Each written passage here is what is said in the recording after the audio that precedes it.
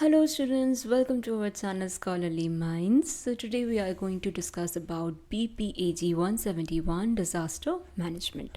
So आज हम कुछ important questions डील करने वाले हैं जो आपकी जून एग्जामिनेशन में बहुत important हो सकते हैं. Okay, so अगर आपको ये वीडियो पसंद आता है तो please like the video and subscribe to our channel. One more thing I would like to add here is, अगर आपको इस सब्जेक्ट के गेस्ट पेपर्स परचेज़ करने हैं तो आप आ सकते हैं shop.hindustanknowledge.com पर लाइक दिस. ओके, यहाँ पर आप अपना कोड, सब्जेक्ट कोड लिख सकते हैं, जैसे कि मैं लिखती हूँ BPAG 171. ओके, तो यहाँ पे आप देखेंगे कि गेस्ट पेपर्स आ गए, राइट. आप इजीली यहाँ से परचेज़ कर सकते हैं. इन केस अगर आपको परचेज़ करने में कोई भी इशू आता है तो you can contact us at 9580023321. Okay, so let's begin with our questions. So first question क्या है? Explain the meaning of disaster and discuss man made disasters. Okay, a disaster is a sudden event that causes great damage, loss of life or destruction of property and environment. क्या मतलब है disaster का? हम सब जानते हैं कि इसकी वजह से बहुत बड़ा नुकसान होता है, लोगों की जानें जाती है, प्रॉपर्टी बर्बाद हो जाती है और इन्वायरमेंट का भी बहुत लॉस होता है. It disturbs normal life and create problems that people can not handle on their own. अब ऐसी ऐसी चीज़ें आ जाती हैं कि लोगों से सिचुएशन संभलती ही नहीं है. एक नॉर्मल लाइफ तो पूरी बर्बाद हो ही जाती है और ऐसी प्रॉब्लम्स आ जाती हैं जो हैंडल करना बिल्कुल ईजी नहीं है. Disaster can be natural like earthquake and floods or cause by human activities.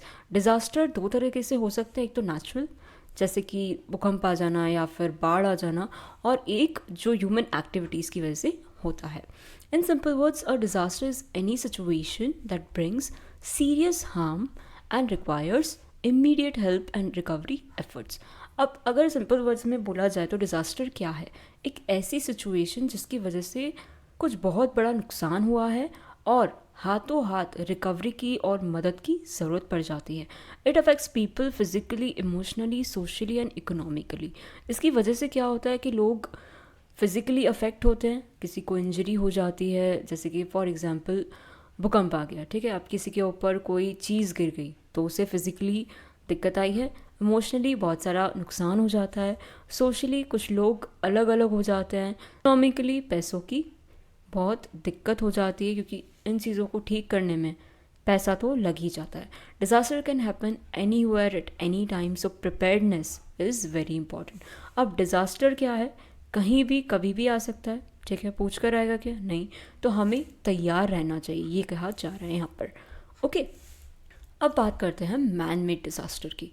Man made disaster are those disaster that are caused by human actions either intentionally or accidentally. अब man made disasters क्या होते हैं? वो disaster जो लोगों की, इंसानों के एक्शंस की वजह से आता है, या तो जानबूझकर या फिर गलती से. These disasters often happen due to carelessness, lack of planning or misuse of technology and resources. ये क्यों होता है? जनरली किसी की लापरवाही की वजह से, ठीक से प्लानिंग नहीं की गई है, टेक्नोलॉजी और रिसोर्सेज का मिसयूज़ हुआ है इस वजह से, ठीक है. Types of man made disaster, सबसे पहले देखते हैं industrial accidents. These occur in factories or industries due to technical failure or human error. अब ये जो इंडस्ट्रीज़ में एक्सीडेंट होते हैं वो किस वजह से होते हैं? जनरली टेक्निकल फेलियर की वजह से या फिर इंसान की किसी गलती की वजह से, जैसे कि गैस लीक हो गई. For example, gas leaks, explosion, chemical spills can cause serious harm to workers and near by people. ठीक है, अगर किसी की भी लापरवाही हुई है, ठीक है, तो उससे क्या होगा? गैस लीक हो गई, लोगों को एलर्जी हो सकती है, लोगों की जाने जा सकती है, ठीक है. तो इससे क्या हो रहा है? ये इंडस्ट्रियल एक्सीडेंट है. किसकी वजह से हुआ है? किसी इंसान की गलती की वजह से हुआ है, या फिर कोई मशीन ख़राब हो गई है उस वजह से हुआ है. तो इसकी वजह से क्या हो सकता है? लोगों को सीरियस हार्म हो सकते हैं. किसको? वर्कर्स को और आसपास के लोगों को. Transport accident, accident involving vehicles such as train, bus, airplane and ship fall under this category. अब यहाँ पे क्या हुआ है? फॉर एग्जांपल ट्रांसपोर्ट एक्सीडेंट, कोई इंसान है दारू पी के गाड़ी चला रहा है, ठीक है, यहाँ पे हुआ था इंदौर में. वैसे दारू पी के एक ट्रक चलाया और रास्ते में जितने लोग आए उन सबको मारता हुआ वो आगे बढ़ता गया, ठीक है. तो ये क्या हुआ है? नेग्लिजेंस हुआ है. Mechanical failure and poor management, ये तो नहीं हुआ था, नेग्लिजेंसी मैं मानूंगी उस चीज़ को। तो ये क्या हुआ, ट्रांसपोर्ट एक्सीडेंट हुआ है। अब इसमें बहुत सी चीज़ें आ सकती है, किसी का ब्रेक फेल हो जाना या फिर पुअर मैनेजमेंट होना, सर्विसिंग नहीं कराई है गाड़ियों की तो उससे भी होता है, ठीक है। Environmental pollution, human activities like releasing harmful chemicals, cutting forests and dumping waste lead to air, water and soil pollution. This damages ecosystem and affects human health. अब क्या हो रहा है, जैसे फैक्ट्रीज़ है तो वो लोग क्या रिलीज़ करते हैं, हार्मफुल केमिकल्स रिलीज़ करते हैं, लोग जंगल काट रहे हैं और बहुत सारा जो कचरा वगैरह है वो जनरली वो नदियों में डाल रहे हैं या चाय जहाँ जहाँ मर्जी आ रहा है वो वहाँ डाल रहे हैं। तो इससे क्या हो रहा है, हमारा इन्वायरमेंटल पोल्यूशन हो रहा है, एनवायरनमेंट ख़राब हो रहा है, करेक्ट। और इससे कहीं ना कहीं इंसानों की हेल्थ पे बहुत इफ़ेक्ट आ रहा है, ठीक है। अगर ये पॉल्यूशन है, एयर पॉल्यूशन है, वाटर पॉल्यूशन है, सॉइल पॉल्यूशन है, तो इसकी वजह से सब कुछ इफ़ेक्ट हो रहा है और गलत तरीके से इफ़ेक्ट हो रहा है, ठीक है। Moving on further, war and terrorism. Conflicts between countries and terrorist attack can destroy cities, kill people, and create fear and instability in society. क्या बताया जा रहा है कि अगर कंट्रीज़ के बीच में लड़ाई झगड़े हैं या फिर कहीं से टेररिस्ट अटैक होता है तो इससे क्या हो सकता है, सिटीज़ डिस्ट्रॉय हो सकती है, लोग मर सकते हैं और डर पैदा हो सकता है और सोसाइटी में एक इंस्टेबिलिटी आ सकती है। Fire accident, fire in buildings, forest, industries can be cause by short circuit, gas leak or human negligence. These spread quickly and cause heavy losses. अब इसकी वजह से क्या हो रहा है, अगर आग लग रही है बिल्डिंग में या फॉरेस्ट में तो किसकी वजह से हो रहा है, इंसानों की किसी गलती की वजह से, ठीक है। नेग्लिजेंस में मान सकती हूँ, शॉर्ट सर्किट अगर होता है तो इससे भी तो वही होगा, आग लगेगी और इससे बहुत बड़ा नुकसान हो सकता है।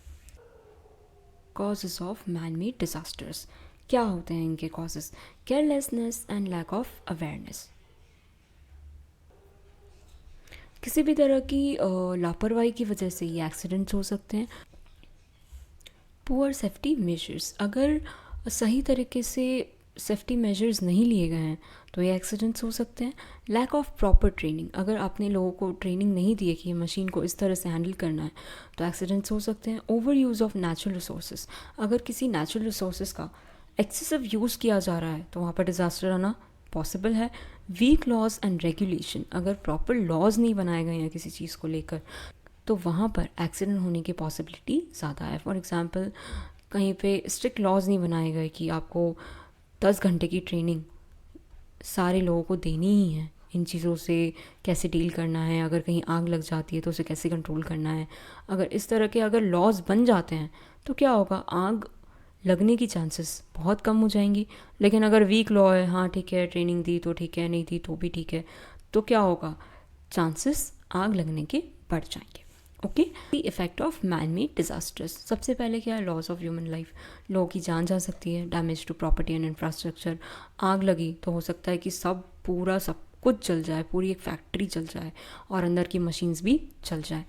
एनवायरमेंटल डैमेज, बिल्कुल जो एनवायरनमेंट को डैमेज हो रहा है पॉल्यूशन की वजह से या फिर फॉरेस्ट कट करने की वजह से वो होगा।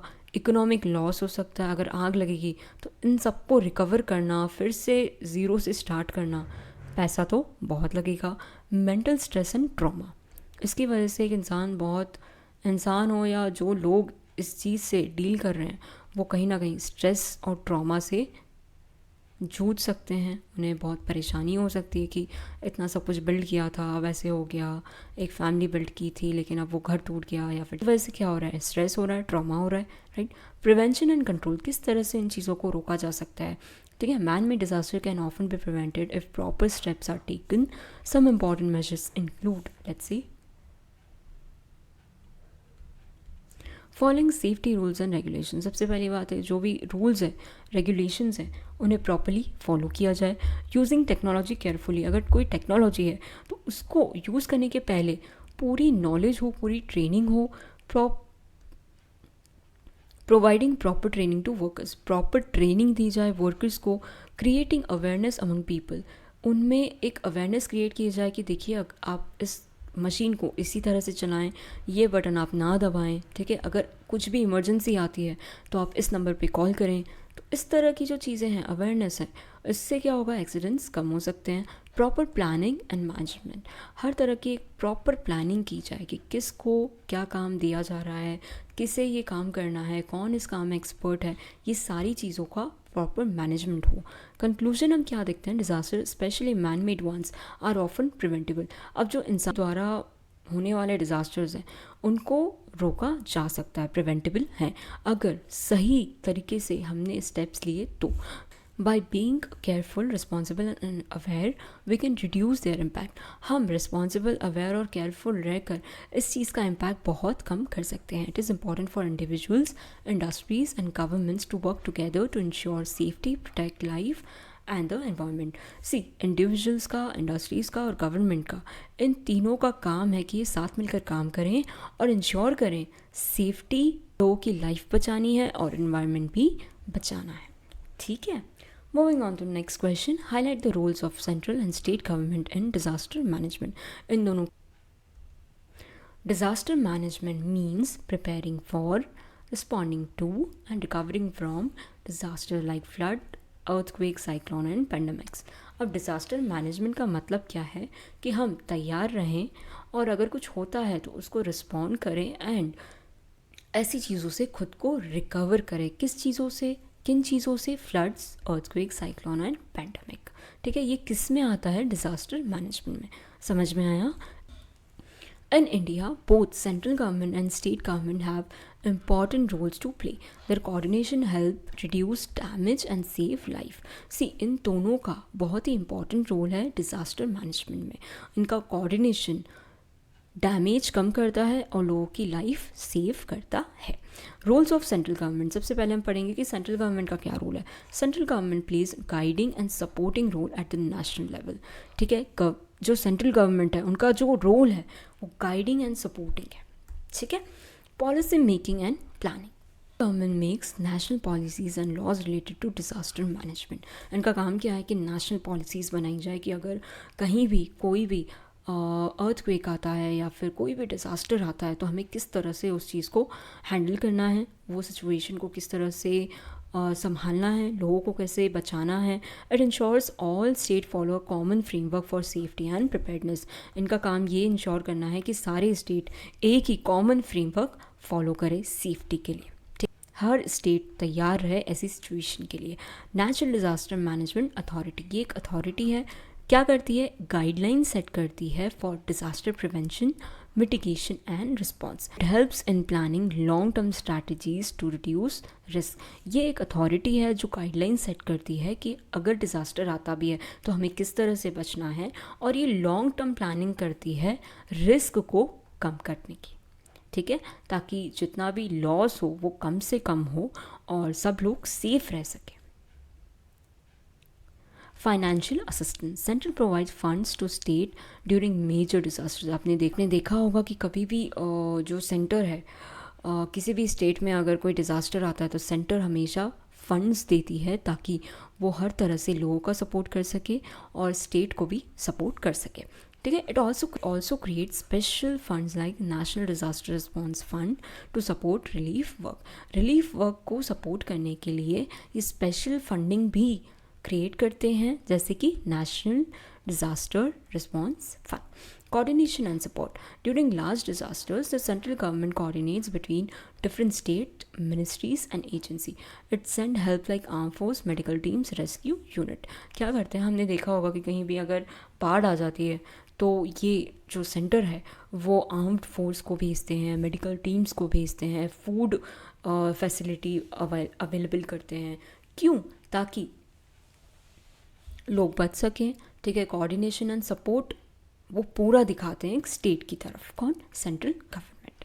ठीक है, early warning system, it develop manages advance warning system for disaster like cyclone, tsunamis and floods to agencies like meteorological department. Warning advance warning system क्या होता है, इसके थ्रू हमें पहले से पता चल जाता है कि फ्लड्स आने वाले हैं या फिर बहुत तेज़ बारिश आने वाली है, सुनामी के आसार हैं। तो इनसे क्या होता है कि हम कहीं ना कहीं अपने आप को सेव कर सकते हैं। फॉर एग्ज़ाम्पल, अगर मुझे कहीं चेन्नई जाना है, वहाँ पे बाढ़ आने वाली है, तो मैं वहाँ जाऊँगी क्या? नहीं, अपने आप को बचाने की कोशिश करूँगी। ठीक है, मुझे अगर जाना भी है तो मैं 5 दिन बाद चली जाऊंगी। तो इससे क्या हो रहा है, कहीं ना कहीं लोगों को अवेयरनेस आ रही है, लोग अपने आप को सेव कर सकते हैं। Capacity building, centre organises training program, awareness campaign and research to improve disaster management skills across the country। ठीक है, अब ये क्या कर सकते हैं, ट्रेनिंग प्रोग्राम कंडक्ट करवा सकते हैं जैसे स्कूल्स में, कि अगर हमें बताया जाता है कि अगर कोई अर्थक्वेक आता है तो आप टेबल के नीचे छुपने की कोशिश कीजिए, आप उस बिल्डिंग से बाहर निकल जाने की कोशिश कीजिए, ओपन स्पेस में चले जाइए जहाँ पे कुछ ना हो, कोई गार्डन जैसी कोई जगह हो जहाँ पे। ट्रेनिंग प्रोग्राम में सिखाए, अवेयरनेस कैंपेन्स भी होते हैं। सेंटर रिसर्च भी ऑर्गेनाइज कराती है ताकि ये डिज़ास्टर मैनेजमेंट की स्किल्स बहुत अच्छे से इम्प्रूव हो सके पूरी कंट्री में। ठीक है,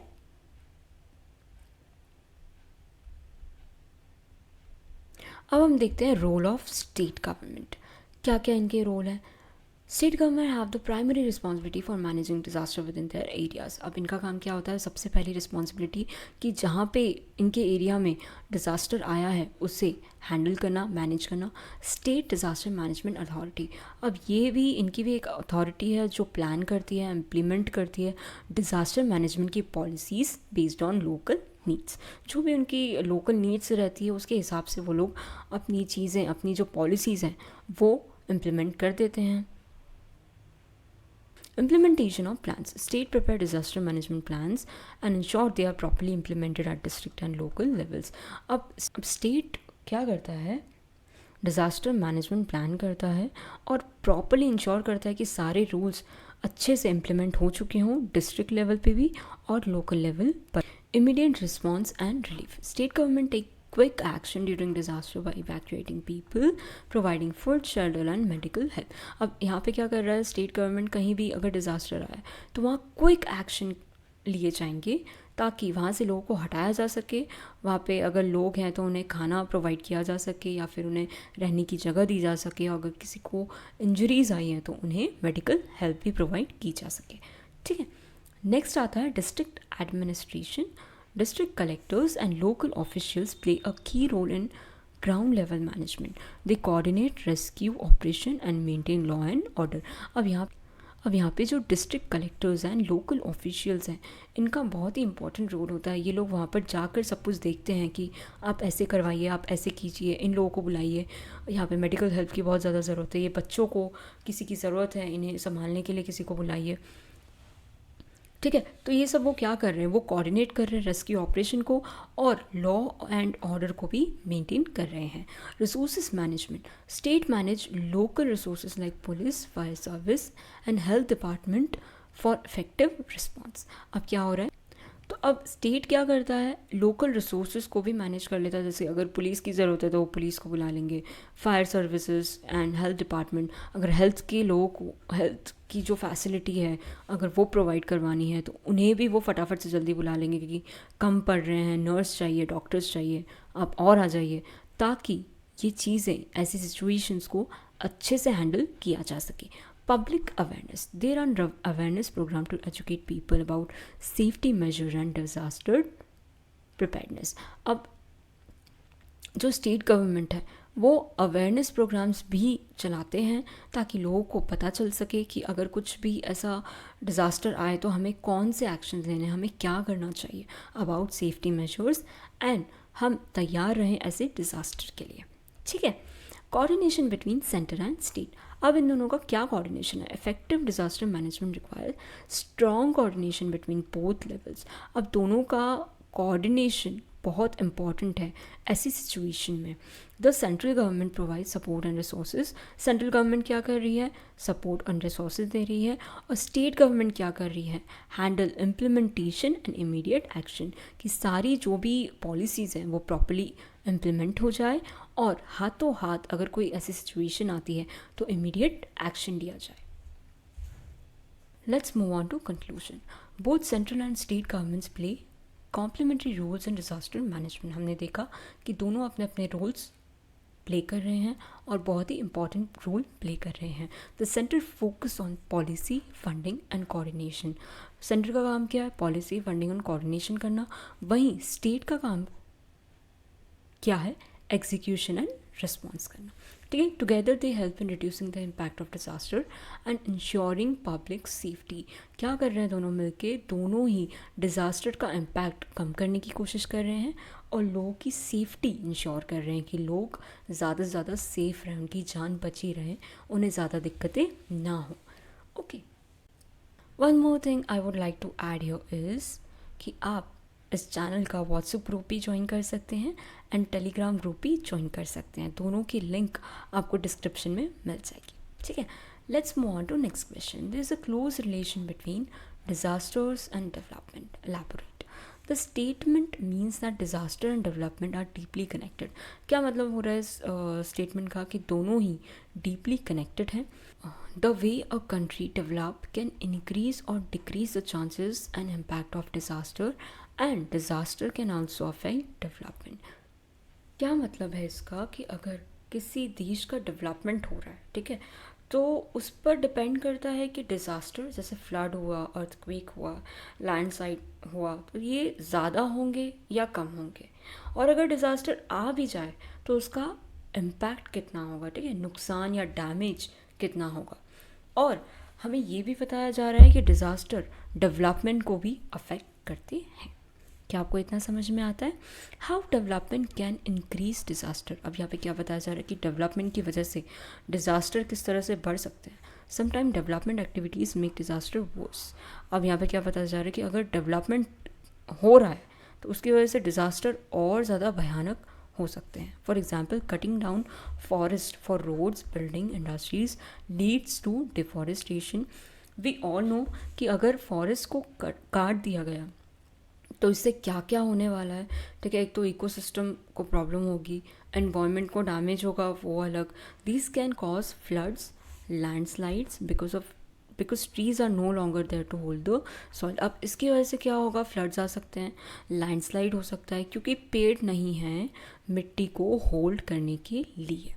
ठीक है, अब इसकी वजह से आप ये भी देख सकते हैं कि क्लाइमेट चेंजेस भी हम देख रहे हैं, है ना. पहले इतनी गर्मी नहीं होती थी, बट हम ये देख रहे हैं कि हर साल गर्मी बढ़ती ही जा रही है.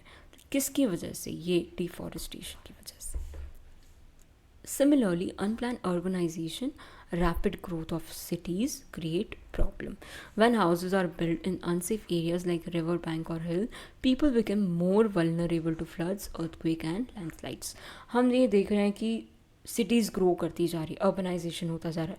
अब जगह है नहीं रहने की, तो लोग क्या कर रहे हैं कि रिवर बैंक्स के आसपास या किसी पहाड़ी जैसी जगह पे वो अपने घर बना रहे हैं. तो ये क्या कर रहे हैं? वो अपनी लाइफ को रिस्क में डाल रहे हैं. वो और उनके ऊपर और ज़्यादा रिस्क है कि अगर फ्लड आया या फिर लैंडस्लाइड हुआ तो इनको बहुत ज़्यादा इफ़ेक्ट होगा और उससे ज़्यादा इनको इम्पैक्ट करेगा, इनकी लाइफ इफेक्ट होगी. Industrial development can also increase risk. Factories में release harmful chemicals leading to man made disaster like gas leaks or pollution. क्या बताया जा रहा है कि अगर इंडस्ट्रियल डेवलपमेंट हो रहा है तो इसकी वजह से भी तो रिस्क हो रही है. फैक्ट्रीज दिन भर कोई गैस छोड़ती रहती है इन्वायरमेंट में और वही हम इनहेल कर रहे हैं, तो कहीं ना कहीं हमारा जो हेल्थ है उस पर भी तो रिस्क है ना. फैक्ट्रीज़ में रिलीज़, ये मैंने वही पढ़ा है, और इसकी वजह से क्या हो सकता है? गैस लीक हो सकता है और पॉल्यूशन तो बढ़ ही रहा है. How lack of development increase disaster risk. Poor और under developed areas suffer more during disaster. हम ये देखते हैं जो एरियाज अंडर डेवलप्ड है उनको डिज़ास्टर बहुत हेविली डैमेज कर जाता है. This is because they lack proper infrastructure like strong building, road, hospital and communication system. किस वजह से? क्योंकि उनके पास प्रॉपर इंफ्रास्ट्रक्चर नहीं है, ऐसा सपोर्ट नहीं है हॉस्पिटल का या फिर कम्युनिकेशन सिस्टम का. ये सारे सपोर्ट उनको नहीं मिले हैं. For example, weak houses collapse easily during earthquake. Earthquake आया, घर गिर गया, कहानी ख़त्म. अब किसी इंसान की इतनी मेहनत से वो घर बना, लेकिन वो कैसा था? कमज़ोर था. अर्थक्वेक आया, वो घर बहा ले गया, तो लॉस किसको हुआ? उस फैमिली को हुआ. Poor drainage system lead to urban flooding. अब हमने देखा होगा कभी कभी जब बहुत ज़्यादा बारिश आती है तो ये जो ड्रेनेज वगैरह है वो एकदम ओवरफ्लो करने लग जाते हैं. करेक्ट. तो ये किसकी वजह से? इंफ्रास्ट्रक्चर नहीं है. Lack of early warning system make it hard to prepare for cyclone और स्टॉर्म्स. अब पहले पता ही नहीं चला कि फ्लड्स आने वाले हैं, तो इसकी वजह से क्या हुआ? वो प्रिपेयर हो ही नहीं पाए। तो ये क्या हो रहा है यहाँ पर, जो अंडर डेवलपमेंट है उसकी वजह से vulnerability of people to disaster increase हो जाती है, वो बहुत ज़्यादा उनको सफ़र करना पड़ता है। ठीक है, आगे बढ़ते हैं। How disaster affect development. अब डिज़ास्टर से कैसे डेवलपमेंट को अफेक्ट होता है दिखते हैं। डिज़ास्टर स्लो डाउन और इवन रिवर्स डेवलपमेंट। अब कोई जगह का डेवलपमेंट हुआ है, बाढ़ आ गई, तो अब यहाँ से यहाँ जो पहुँचे थे फिर से उन्हें ज़ीरो से शुरू करना पड़ेगा।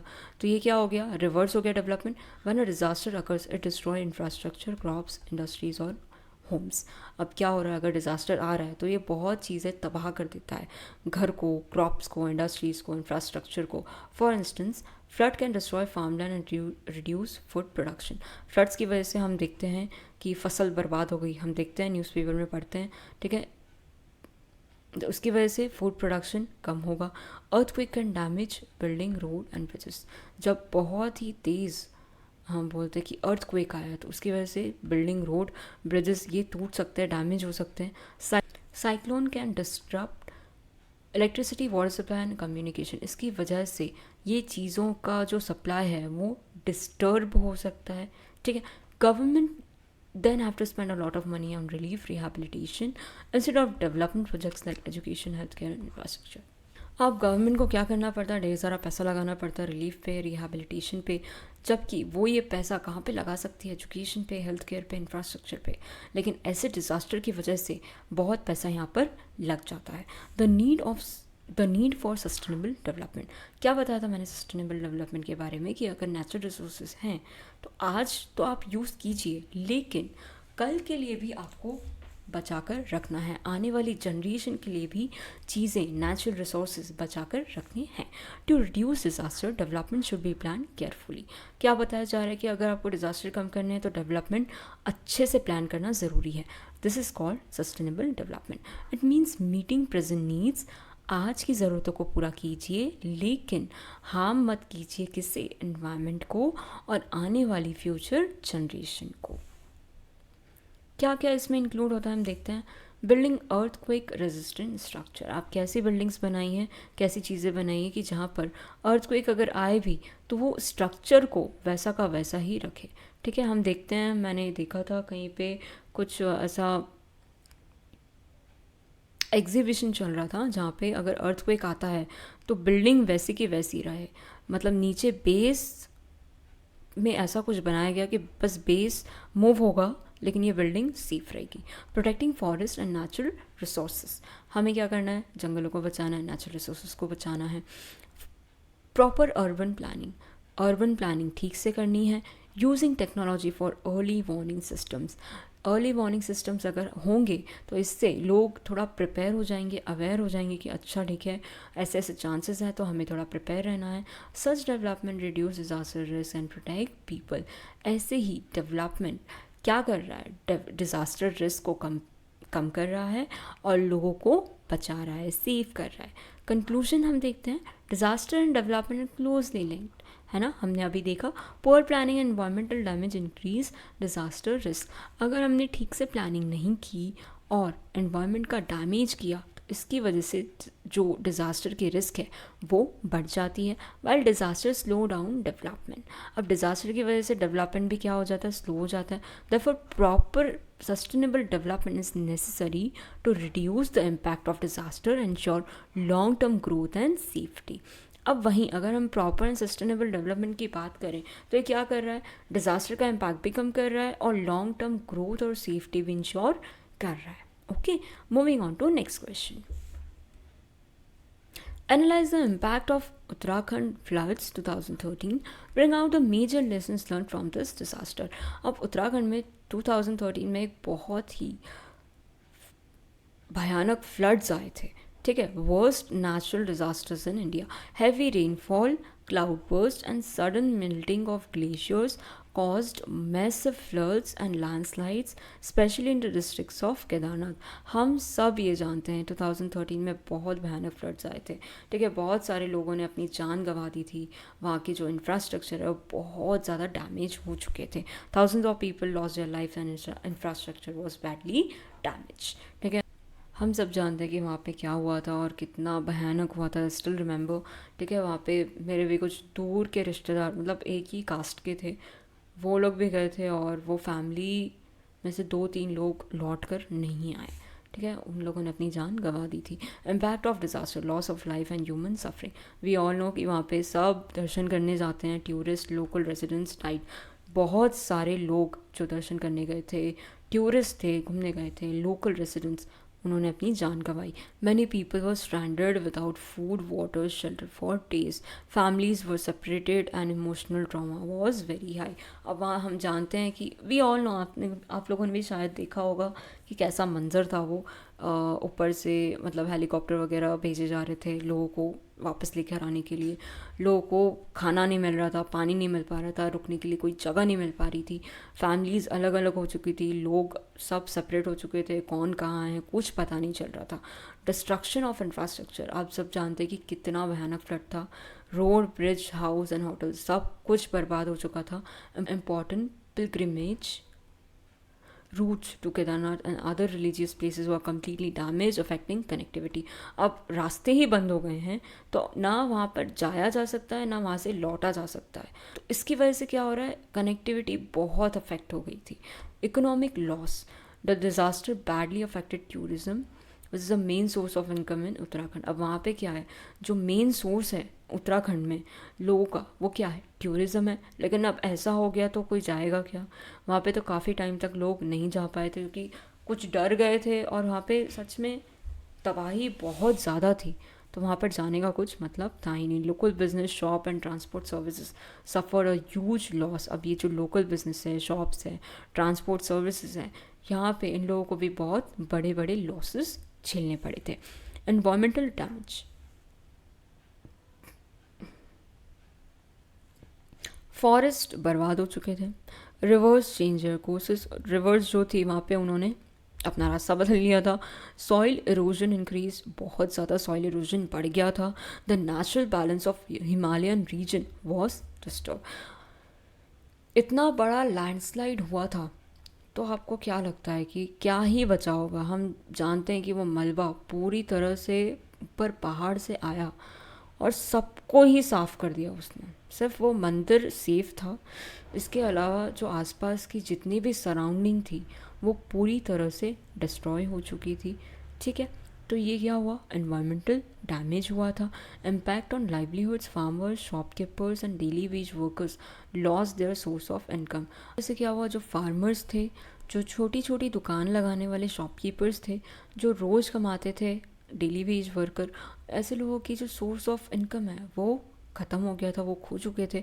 Many people were pushed into poverty, बहुत लोग इसकी वजह से पॉवर्टी फेस करने लगे थे। ठीक है, major lessons learn, need for better disaster preparedness. Disaster show that early warning system and evacuation plans were very weak. अब हम क्या देख रहे हैं कि लोगों को वहाँ पे पता ही नहीं था कि ये सब होने वाला है। अगर अर्ली वार्निंग सिस्टम्स होते तो उन्हें थोड़ा पता चल जाता, वो लोग सेफ़ रहते और या तो वो लोग वहाँ से इवैक्यूएट कर सकते थे, मतलब वहाँ से कहीं और जा सकते थे।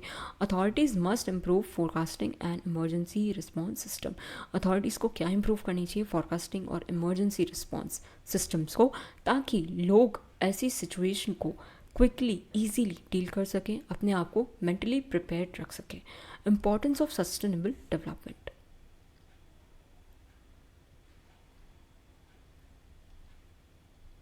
unplanned construction, deforestation and excessive tourism made the situation और worse. अब unplanned construction, deforestation and excessive tourism ने इस सिचुएशन को और ज़्यादा भयानक बना दिया। Development in fragile areas like Himalaya should be eco friendly and control. अब ये हम जानते हैं कि वो हिमालयस है ना, वहाँ की जो सॉइल है वो बहुत ही दलदली है, अगर आपको समझ में आ रहा है, बहुत सॉफ्ट है। तो वहाँ पे थोड़ा सेफ्टी